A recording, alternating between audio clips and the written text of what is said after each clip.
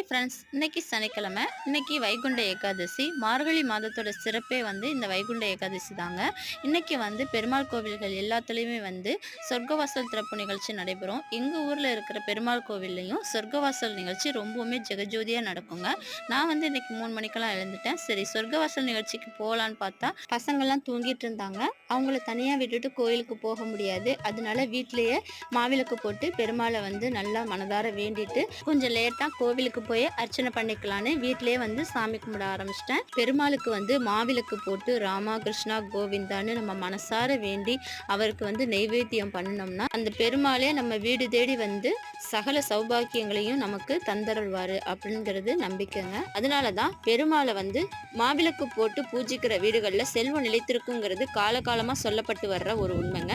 இன்னைக்கு எனக்கு பிரம்மமுகூர்த்த பூஜை 4:20 முடிஞ்சிருச்சுங்க. இந்த வீடியோ உங்களுக்கு பிடிச்சிருந்தா லைக் பண்ணுங்க, நம்ம சேனலை மறக்காம சப்ஸ்கிரைப் பண்ணுங்க.